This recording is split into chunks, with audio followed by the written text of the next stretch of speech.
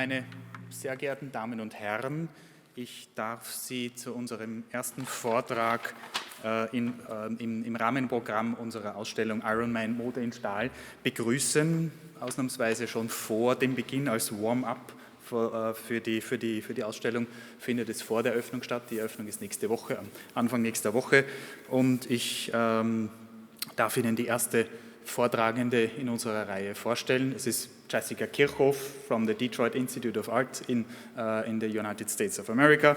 And maybe I give you a few words about Chassica to tell you who she is, who will talk to us today. I'm very honored and proud that you're here, Chassica, in person to talk to us.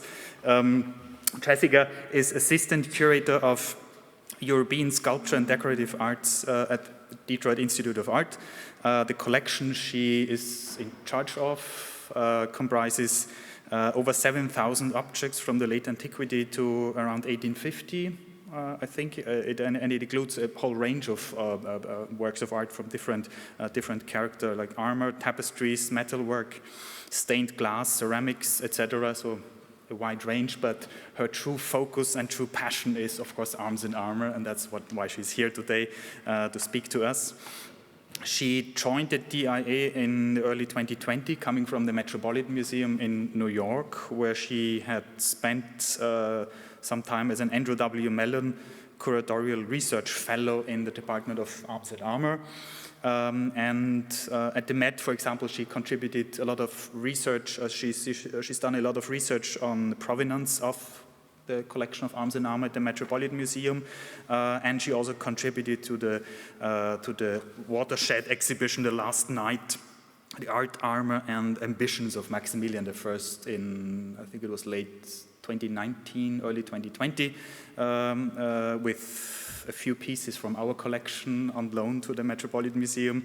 From 2009 through 2018, she held various appointments as a research assistant in the Spencer Museum of Art, where she contributed to more than 13 exhibitions. So she was kept busy at the Spencer Museum of Art, and several significant acquisitions for the museum.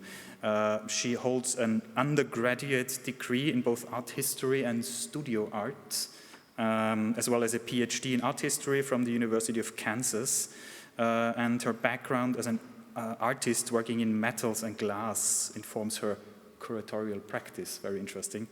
Her scholarly research examines arms and armor, both real and represented, as you will see in her talk, as sites of memory and meaning, and she has published widely on arms and armor, Renaissance arms and armor,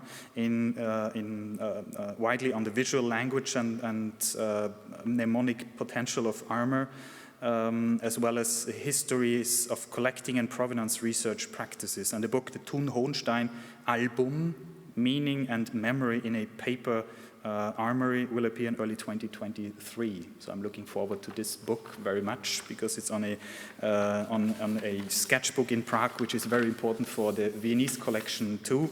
But now we are eagerly awaiting your talk on the martial Maid, so women in the age of armor. So it's Iron Women, not only Iron Men here in Vienna. Chassica, please.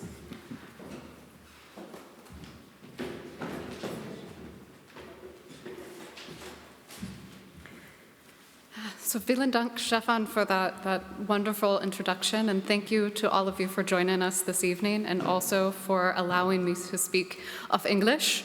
I'm happy to present this topic, and was excited when Stefan approached me to contribute to the Iron Men catalog, and particularly to represent this sort of overlooked aspect of the history and historiography of arms and armor. So, armor is a category of material and visual culture that was inextricably linked to constructions and performances of masculinity in late medieval and early modern Europe. It could transform a wearer's figure into a fashionable ideal, a humorous grotesque, or an imposing beast. It could seemingly render vulnerable flesh impermeable, at once imparting superhuman qualities and acknowledging the fragility of the bodies that it encased. Well-made armor was tailored to fit its wearer, creating a perfect negative impression of an individual body at a specific moment. This characteristic is poignantly embodied in armors made for children, such as Hans Rebeila's costume armor for the 11-year-old future Emperor Charles V, the delayed completion of which may have meant that the boy outgrew it before it was ever finished, leaving the project rough from the hammer to this day. Even when empty, head-to-toe armors or individual elements, like helmets or gauntlets, could and can recall the physical presence of an absent owner. In this way, the medium recalls Plato's description of memory itself as a wax tablet into which images are impressed and retained. For elite wearers, luxury armor, such as this stunning harness worn by future Emperor Maximilian I in 1480, signified not only chivalric prowess, but also control over considerable natural and human resources. From the mine to the smelting forge to the skillful hands of the master armorer and the commercial or diplomatic networks of an erudite agent. But what did it mean to depict or describe a female body encased in such a symbolic carapace of steel? How could the act of donning armor transform a real woman in the eyes of her contemporaries and for posterity? Conversely, how did women contribute to the creation of objects that were so definitively connected to performances of bellicose masculinity? How were their efforts perceived by contemporaries, and what, if any, agency or legitimacy could they achieve within this male-dominated industry of forge, hammer, and grinding wheel? Images and texts, stories, and documents created between the late 14th and early 17th centuries, when plate armor was central to martial identity and experience, offer lenses through which to examine these questions. But before we begin, a bit of a warning. Veering from the usual art historical path, today's presentation will rely as much on documentary and literary accounts as on images. And I will not fully unpack the visual languages of all the artworks I use to illustrate this lecture, though I hope that these historical representations will each serve as lively evocations of the lives, experiences, and cultural phenomena that I am excited to share with all of you today. The stories of women's involvement in the armorer's art are complex, and many remain little known. Though exceptional, medieval and early modern women did participate in armor making. Records from the 1260s onward suggest that there were a few women working in the Parisian armor industry during the late 13th century, though the nature of their work remains unclear. They were perhaps specialists in the construction of quilted armors, as many of the city's textile industries were dominated by women. In a French royal account dated 1322, a woman named Ada, identified as an armorer, was paid over 40 gold sous for, quote, the making of gambesons, densely padded arming garments that could also be used as defenses in their own right.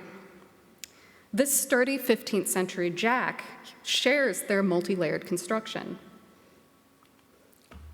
In 14th century England, women appear in records from cities such as London and York. Having learned to make mail from her father in 1309, Alice La Haubergère, literally the male shirt maker of London, retained her occupational surname after her marriage and into her widowhood. Independently of her husband, La Haubergère owned 2 workshops in the London parish of St. Mary Colechurch, a center of the armor industry. Nearly 100 years later, in 1403, Adam Hesch, a mail maker and refurbisher of used or damaged armors in York, left his tools to his son, but to his daughter Anne, he bequeathed, quote, all the instruments of his craft of mailwork. In the 15th and 16th centuries, increasingly rigid civic and guild regulations forbade the involvement of wives, daughters, or female servants in armor making, especially in continental centers of the craft, such as Augsburg, Nuremberg, and Innsbruck. Though the heavy penalties levied by some cities and guilds against masters found to rely on female contributions strongly suggest that women still participated in armor production, even if surreptitiously. Despite being forbidden from contributing to the making of armor, women continued to play significant roles within artistic communities. In many cases, armorers' widows could maintain control over a late husband's workshop, ensuring that any commissions still in process were finished and delivered to their patrons. For instance, in July 1580, the Chamberlain of Archduke Charles of Inner Austria paid Regina Burkhardt, described as Plattnerin, for 29 helmets and 11 harnesses that she delivered to the Graz Zeughaus. These widows also wielded considerable power in choosing new husbands who would inherit well-regarded forges. Daughters and sisters also unified artistic networks through marriages. For instance, Agnes Breu, born into an Augsburg family of painters, married the famous armorer Kollmann Helmschmidt, and her brother, Jörg Breu the Elder, painted this portrait of the couple just after 1500. Indeed, taking the Helmschmidt family and their Augsburg artistic network as a case study, a momentary glance at the family tree of these great armorers, so well represented here in the KHM Hofjagd und Rüstkammer, reveals the importance of women in forging and maintaining the familial connections within the community. Women like Anna Hertzler, widow of Lorenz Helmschmidt's son Briccius, through whom Matthias Frauenpreis the Elder, a talented armorer with roots in Flanders, entered the circle of the most eminent smiths then working in the Holy Roman Empire. Or Kollmann Helmschmidt's daughter, Katharina Sorg, through whom Desiderius Helmschmidt counted the prolific armor etchers of the Sorg family as brother-in-law and nephew. Though the faces of many women involved in the armorer's craft are obscured by history, these textual records and Breu's sensitive portrayal remind us of women's presence in the world of martial material culture. Focusing on both fictional figures and historical people, let us now pivot to consider how writers and artists represented those who wore armor and therefore claimed its masculine associations, but presented themselves as women in other significant ways established by their culture's constructs of gender. In other words, these women's stories, whether historical or fictional, embody collisions between expectations of feminine identity and armor's masculine connotations. In medieval and early modern Europe, gendered clothing norms and ecclesiastical prohibitions against cross-dressing made the armor-clad female body a transgressive figure. The book of Deuteronomy states, quote, "A woman shall not wear that which pertains unto a man, neither shall a man put on a woman's garment." This biblical prescription, amplified by church fathers like Saints Paul and Jerome, as well as medieval canon law, was instrumental in the condemnation of Joan of Arc in 1431. Over a century later, incensed by the accession of Queen Mary Tudor and Elizabeth I of England, as well as Mary, Queen of Scots, the Scottish Protestant theologian John Knox published a 1558 pamphlet decrying the, quote, "monstrous regiment of female leadership in great matters of state and war." Women's appropriation of male dress challenged the social hierarchy. Men's garments, especially armor, allowed women to lay claim to the virtue so literally bound to masculinity, the term deriving from the Latin vir, man, or virtus, manliness. Thus, the Latin word for a female warrior, virago, contains a reference to her perceived usurpation of masculine identity, her transformation by equipment in combat into something other than female. Despite her transgression, the virago could be a positive figure, elevated by her martial exploits, especially if these were juxtaposed with traditionally feminine virtues like chastity, piety, and fidelity. Within the European imaginary, warlike women could be exalted exemplars and tragic, cautionary characters. In many cases, their narrative arcs included both poles, mapping the tension inherent in defying expectations of gender. Many representations of armored women descended from the archetypes of the classical pantheon. The Greek Athena and her Roman counterpart Minerva are perhaps the best known of these deities. In Minerva's role as patroness of wisdom, useful arts, and prudent warfare, a helmet, cuirass, and shield, or sometimes a breastplate, adorned with the head of the Gorgon Medusa were among her attributes. In the illuminated manuscript tradition of late medieval France, Minerva's equipment shifted from the classical implements of war to those familiar to contemporary knights. For instance, in L'Épître d'Otea, or the Epistle of Otea, written by the pioneering female author and poetess Christine de Pizan between 1410 and 14, Minerva appears in plate armor. The high collar of a male standard encloses her neck above a red tunic or perhaps a brigandine. A torso defense that consists of overlapping plates of iron or steel riveted inside a garment made of cloth or leather. Rather than a classicizing round shield, a small shield for mounted use with a lance called a targe hangs upon her back. Her skirts offer concession to womanly dress, as she distributes a visored bassinet and a shield to similarly armored acolytes below, who gleefully receive the equipment and inspect it. In L'Épître, a kind of mirror for princes written in the voice of the sage Otea addressing the Trojan prince Hector, Christine de Pizan interprets Minerva as one of several real women whose specialized wisdom deified them in the eyes of the ancients. Thus, this version of Minerva's contemporary knightly equipment amplifies her value of the work's male audience, reinforcing this groundbreaking late medieval author's promotion of women as authoritative advisors, even in matters of war.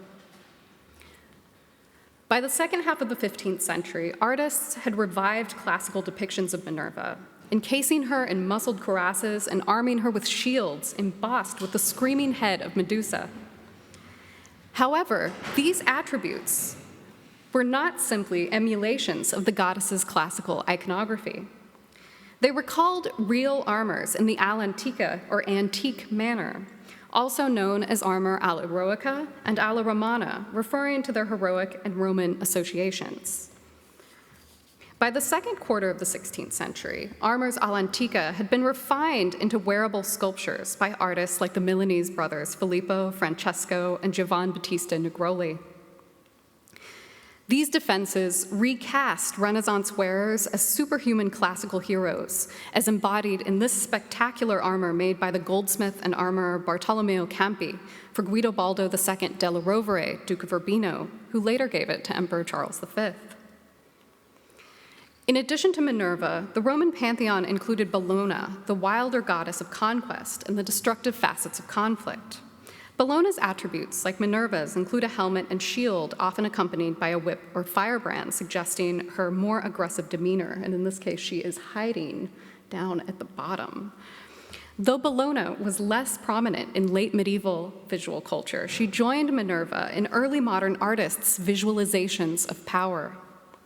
At the turn of the 17th century, Bartholomeus Sprengel, the Prague-based court artist to Emperor Rudolf II and his circle, deployed both goddesses' images to stirring effect. Between 1591 and 93, Sprengel painted the canvas shown here, Minerva Vanquishing Ignorance. Surrounded by a crowd of divine and allegorical figures, the goddess appears as the embodiment of the Rudolphine elevation of the arts and sciences. Minerva's mask-emblazoned burgonet, a type of open-faced helmet, recalls extant works all'antica, like the Roman-style armor made for Emperor Rudolph's uncle, Archduke Ferdinand II of Tyrol. But the goddess's sculpted cuirass gives way to bare flesh, leaving her breasts uncovered. Though sometimes interpreted in reference to the virgin goddess of nourishing knowledge, Sapientia Lactans, the detail also demilitarizes Minerva, casting her instead as a harbinger of peace and plenty. In contrast, and in acknowledgement of Rudolph's ongoing wars with the Ottoman Empire, the helmeted Bellona wears a male shirt as she glares outward from the canvas's lower corner, her fingers resting on the end of a commander's baton.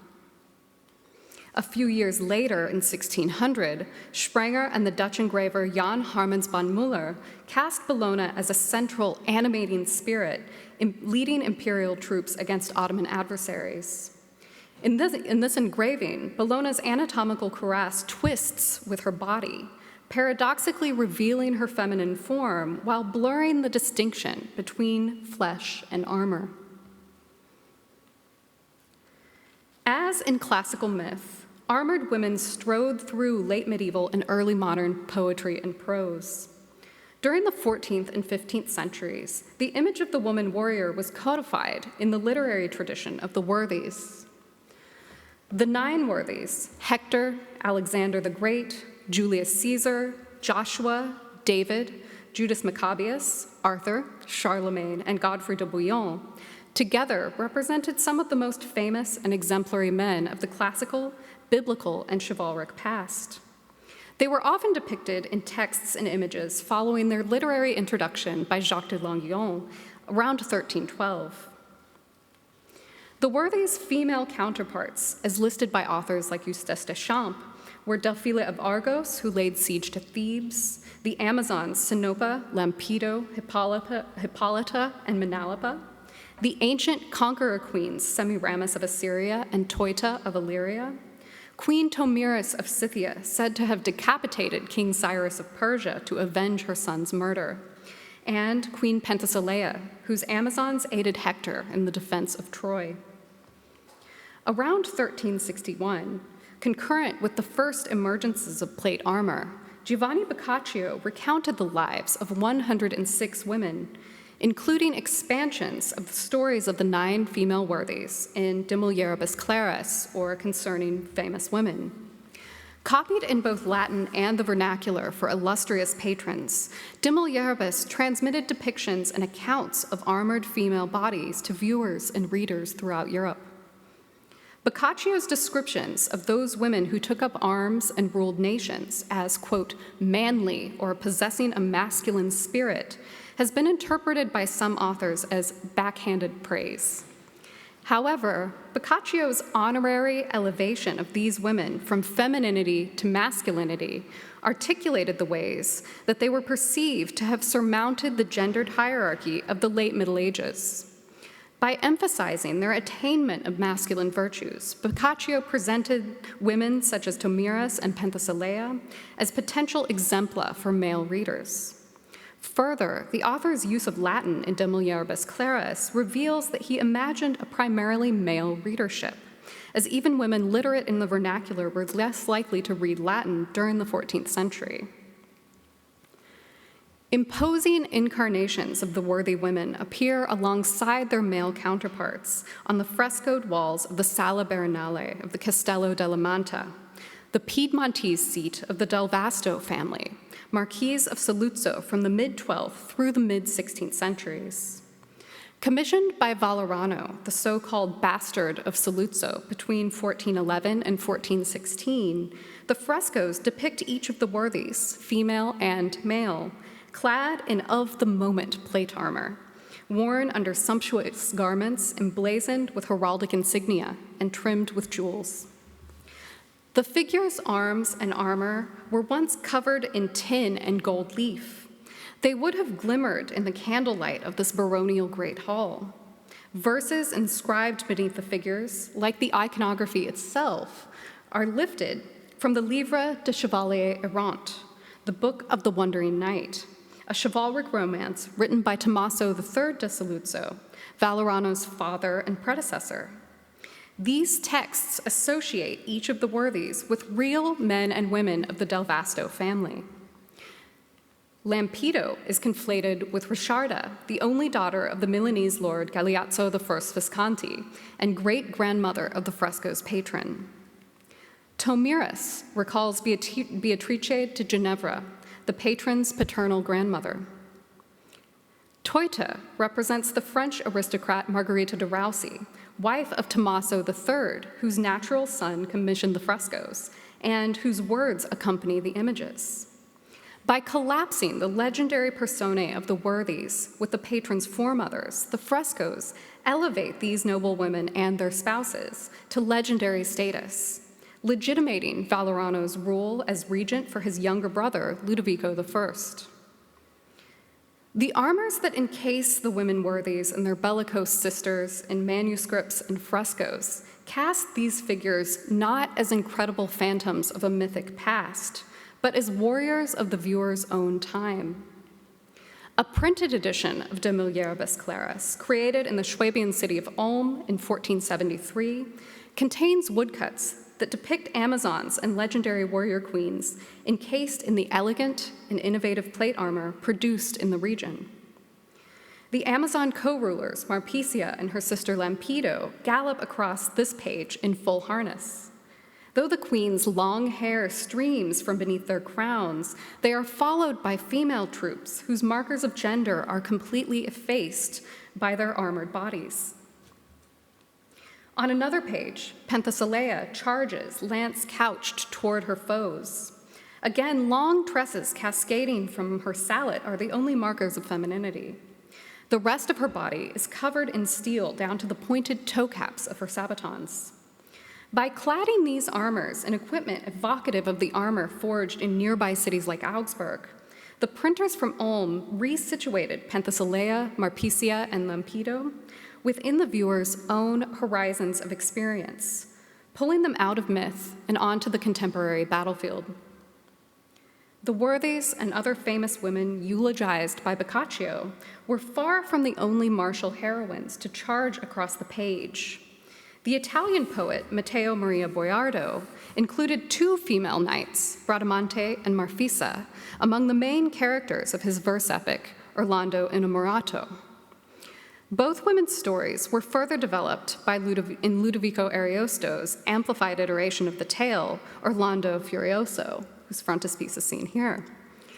Like the worthies of the Sala Baronale, Bradamante is presented not as a transgressive other, but as a heroic foremother to the Este Dukes of Ferrara, who employed both Boiardo and Ariosto. Bradamante's love for the pagan knight Ruggiero and her quest to find him, their union eventually founding the Este line, are central to the epic's narrative. Though Bradamante is one of the dynastic protagonists of the Orlando cycle, the poems sing the praises of another, quote, martial maid, a frequent epithet for both knightly heroines in one of the most influential English translations of Ariosto's text and the inspiration for the title of tonight's talk.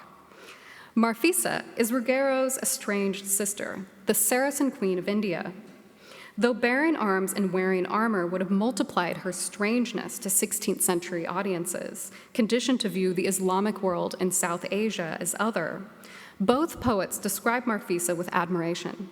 Marfisa's identity is rooted in her skill at combat and embodied in her knightly equipment.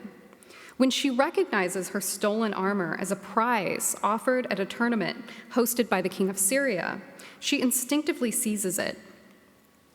Ariosto explains, "She for no earthly thing that iron vest and weapons for a day would have forgone." Offending her host, this reclamation ignites a battle. After slaying many, Marfisa cries, quote, "Sir, I know not by what right thou wouldst this armor not thine own present." The king's reply alludes to her martial virtue, as well as bespoke armor's physicality as a precise impression of the wearer's body. The king declares, quote, "Your allegation needs not to persuade. These arms are yours, that they your impress bear. To grant them yours is but a tribute paid to virtue." In 1597, Antonio Tempesta depicted 8 characters from Orlando Furioso in a series of etchings. Bradamante wears a flowing gown, her plumed helmet and falchion, a curved, single-edged blade often associated with the classical past in Renaissance visual culture, subtly suggest her chivalric prowess. Conversely, Marfisa's upper body is encased in armor. The robust forms of her backplate and pauldrons or shoulder defenses, and the articulated limbs of the gorget that encircles her throat, echo the armors of the 16th century. The martial maid's back is turned to the viewer as her steed paces away. denying the male gaze that contemporaneous works like Sprenger's Minerva invite. Instead, the image aligns with Tempesta's perspectival depictions of male warriors and Amazons charging inward from the foregrounds of dramatic battle scenes, inviting the viewer to follow them into the fray. Medieval prohibitions against women fighters attest to the church's discomfort with the reality of female combatants. In some instances, noble women could legally claim their status within the knightly estate of bellatores, or those who fight. And prerogatives of territorial warfare could be exacted by female rulers, either in the absence of or alongside their male counterparts.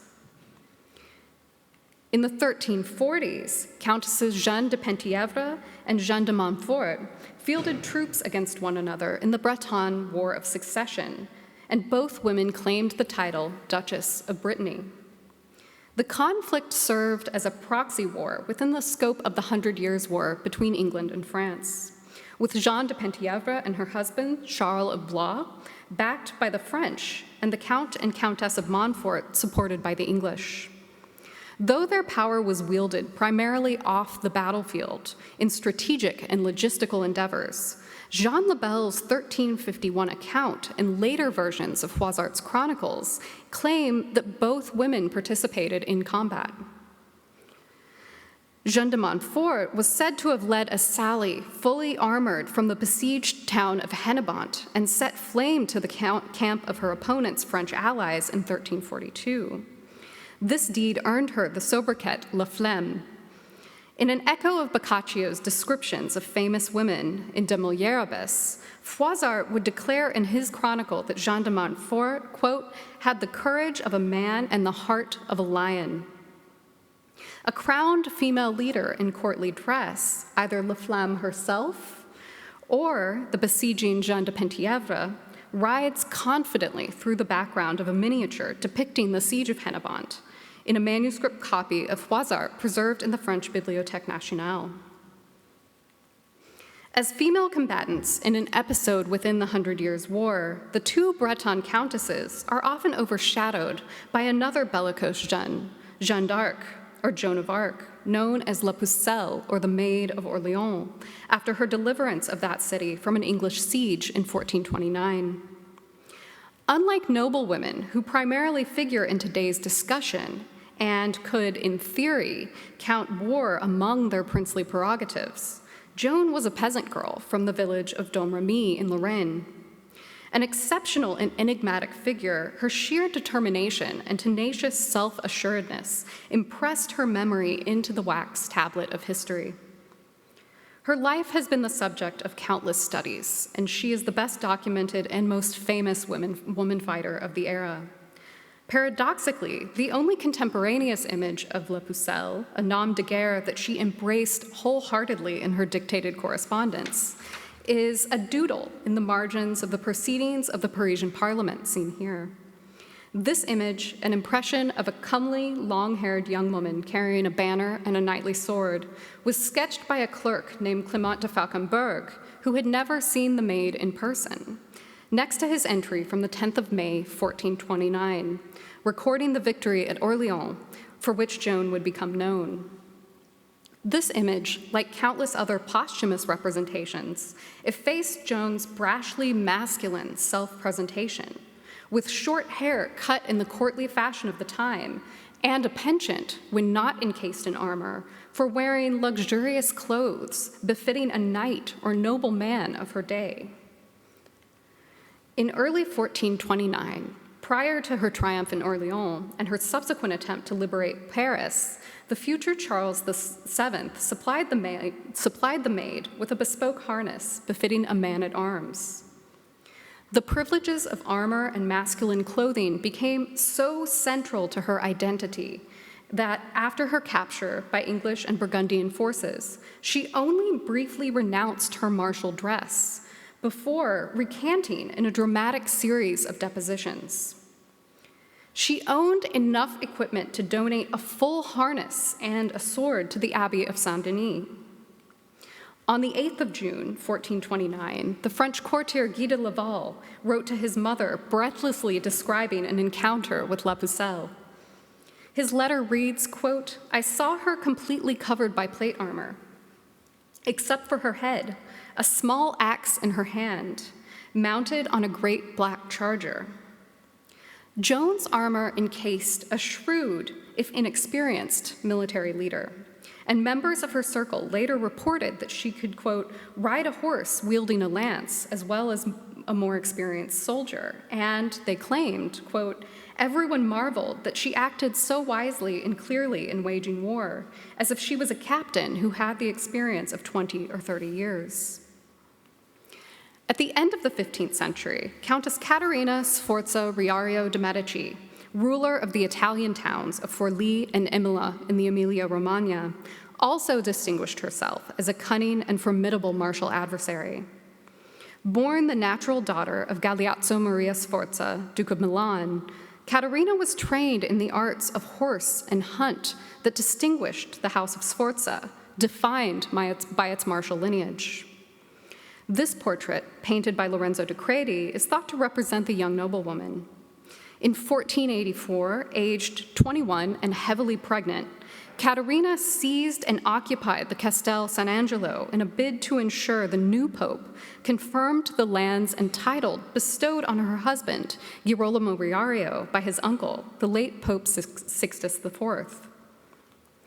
Following Girolamo's assassination by his own subjects in 1488, Caterina famously took control of the fortress of Ravaldino in Forlì, boldly dismissing threats to her children by members of the town's rebellious patriciate who held them hostage.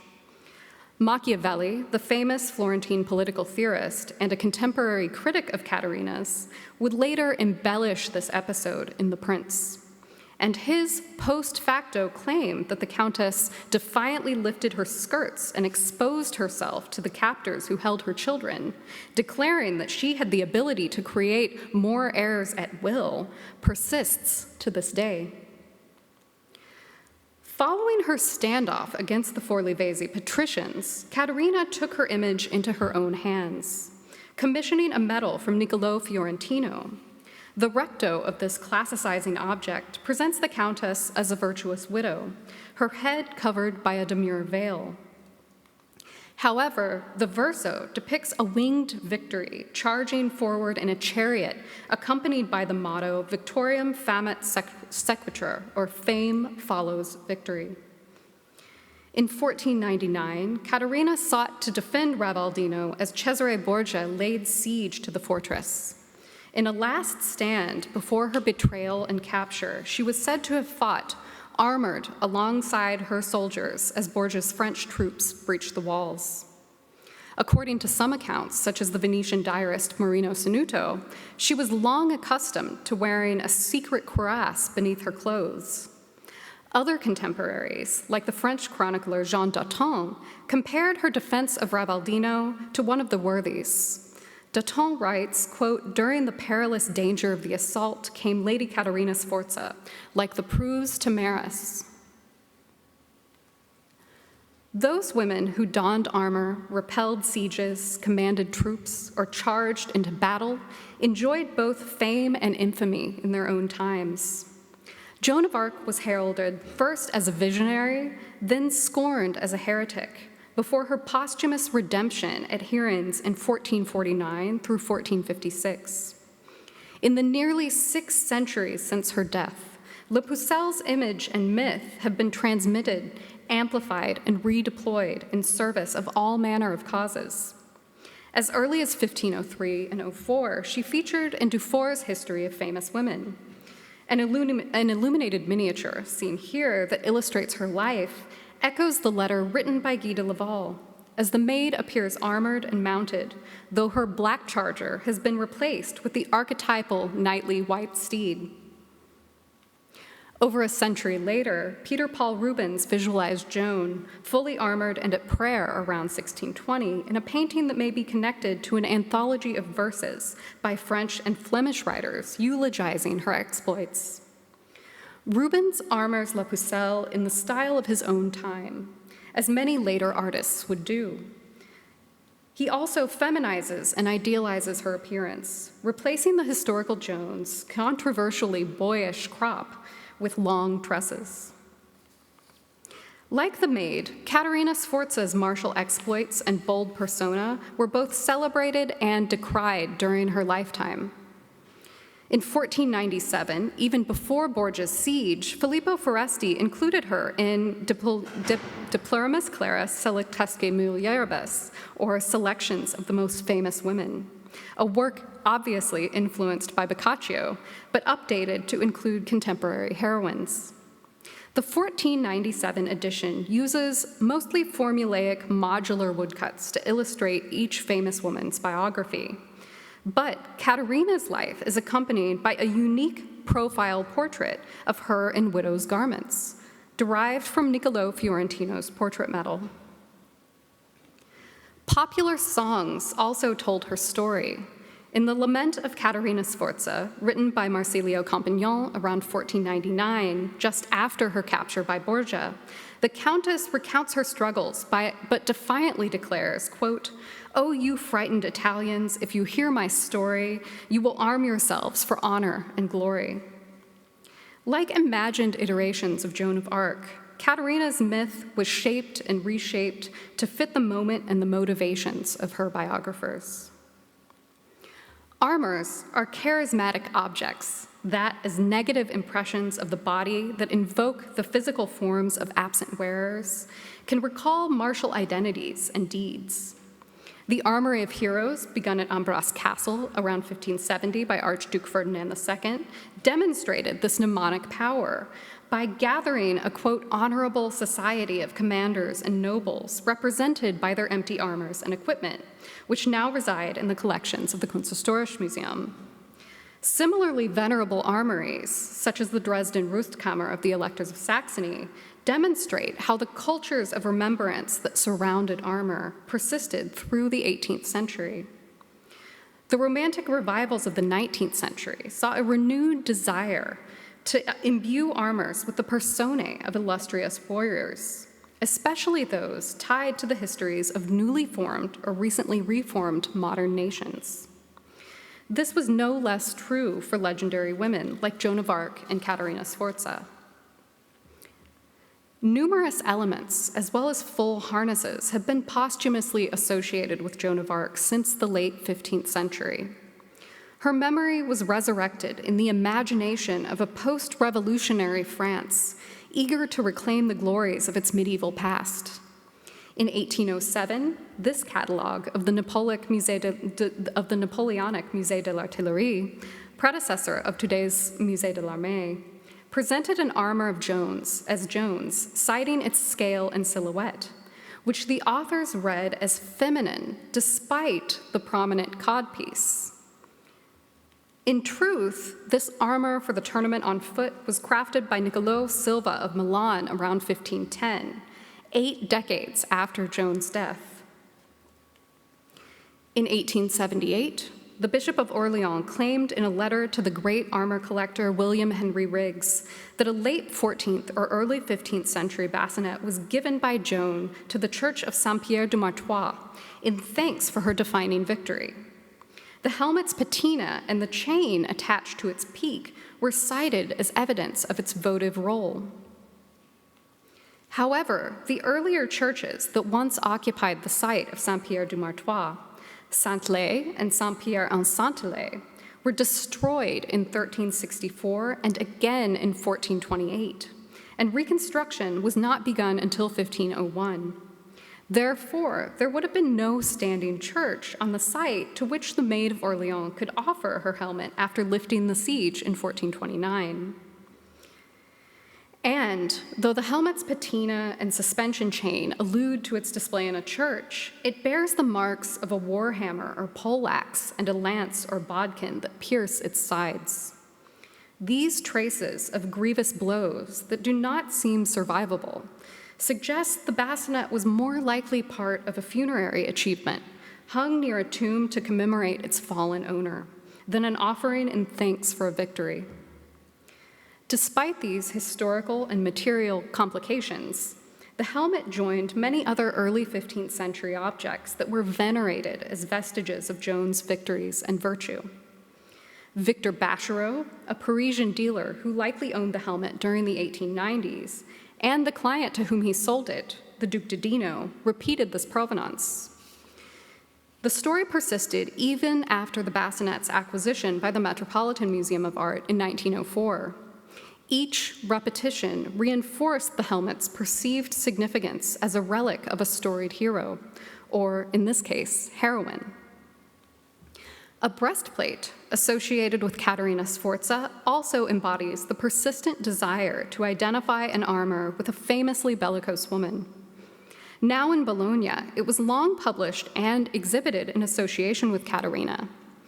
This late 19th century photograph shows the armor mounted on an almost cartoonishly female mannequin. Above the fluted belly, the neckline is emblazoned with etched saints, including Catherine of Alexandria, Caterina's namesake. Like the harness by Silva, later claimed as Joan's, this armor from the 1510s long post-dates its purported wearers' martial deeds during the 1490s. Its style and silhouette situate it firmly in the 16th century.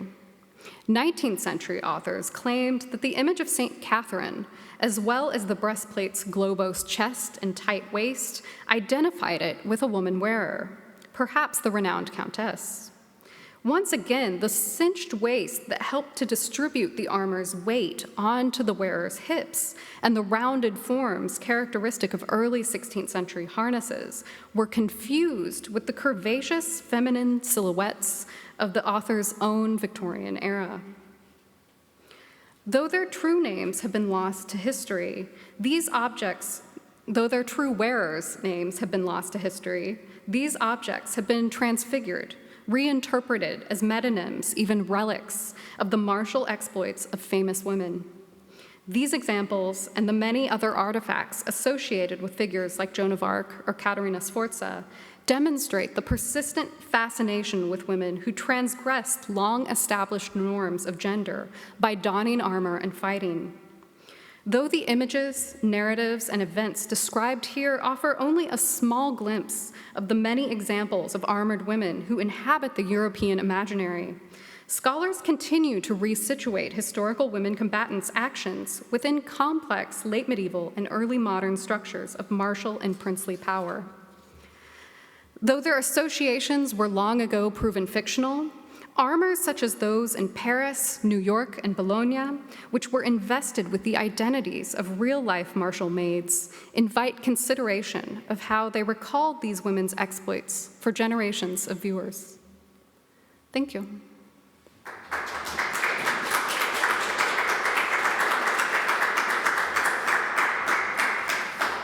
Dear Chassica, thank you very much for this wonderful examination of this important aspect of arms and armor study in the late Middle Ages and Renaissance.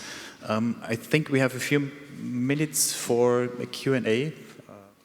I was very fascinated by these accounts, archival documents on female armorers from the 15th and 16th century. I didn't know them before. So, are they included in your essay in the exhibition catalog? They are not. Think so the essay, as you know, Stefan, the essay focuses on primarily representations, die Darstellungen of women wearing armor. This idea of what does it mean to show a body encased in steel plates, and As a former maker myself, and specifically a former smith, I've always been very interested in this idea of women's participation in the making process. And, the documents are exceptional. It's difficult to find these women. And actually, I very excitingly found a couple more this morning in the Haushof und Staatsarchiv. So we have some Austrians represented among that pantheon of makers. But it's also sort of an interesting game of cat and mouse with the documents, because we know that there was a very strong feeling among many armorers' guilds that women should not participate in the making of armor, that it would somehow adulterate the sort of masculinity of this art form. And it seems to me that the sort of extent to which they protest too much shows us that women indeed were participating in this process, and that the reason that we had to have so many laws created was that, masters who were working in busy shops had deadlines, maybe lost an apprentice or two here and there, needed a wife or a daughter to step in and work in these practices. So it's very interesting to think about what this would have looked like during the period. Wonderful. Yeah. Thank you very much. Yeah, bitte. Actually, I have a question. I wanted to know if we also know about women who participated in war, hiding their gender because they did not have the legal status. Do we know about? Are there some examples? Absolutely. A good example actually is depicted in the catalog, and she is one of our best documented examples of this practice. And this is a woman who was born Catalina De Raosa. So she was a woman from a sort of family of lower nobility in Spain. And she entered a convent at a very young age, and it became evident to her as her life moved forward that the convent was not where she wanted to be. And so she actually escaped and assumed a series of masculine identities. One of the names that she used frequently was Antonio de Raosa. And as Antonio, she went to the colonies in South America and Central America. She fought on behalf of the Spanish Empire there. And in some instances, she actually became engaged to another woman. So it's interesting to think about this instance of, where is the spectrum of gendered identity in her case? And I think that she is well documented because she was discovered, and the Catholic Church actually compelled her to write her memoir so that people would understand this transgression and why it took place. And I think that there were other instances, obviously, of these kinds of issues. Joan of Arc is another example that I think, is described as this, vivacious young woman in stories and images. But when you read her depositions in her trial, she was very much wedded to the idea of presenting herself in a masculine fashion. So she always wore male garments when she appeared at court.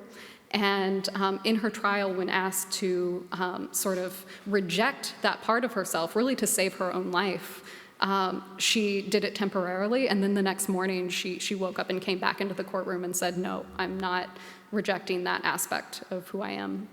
So there are many, many layers of that question because of the sort of spectrum along which people exist. Yeah.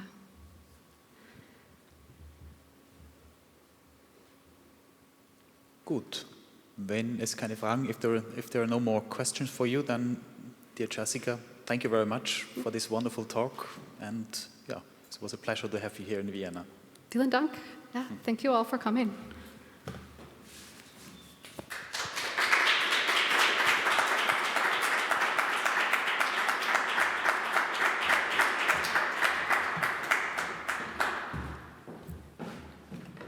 Okay, ich habe noch zwei Informationen für Sie. Auf der einen Seite darf ich Sie noch auf die weiteren Vorträge im Rahmenprogramm unserer Ausstellung Iron Man, Mode in Stahl hinweisen. Am 7.4. habe ich selbst die Ehre, etwas über das Thema der Ausstellung zu referieren. Am 26. April wird Pierre Tejanian aus dem Metropolitan Museum in New York über das Thema Alla Turca Harnische sprechen. Und am 19. Mai kommt Tobias Capwell von der Wallace Collection in London nach Wien und wird über das Thema vom Boy's Armour to Funerary Helmet sprechen, also Harnische im Leben eines Mannes von der Kindheit bis über den Tod hinaus. Und das andere, was ich machen darf, ist etwas ganz besonders Schönes, weil der Katalog ist schon gedruckt worden und ich darf hier auf unseren Katalog zur Ausstellung hinweisen, der zweisprachig auf Deutsch und auf Englisch erschienen ist. Ja, ich danke Ihnen recht herzlich fürs Kommen. Schönen Abend wünsche ich Ihnen noch.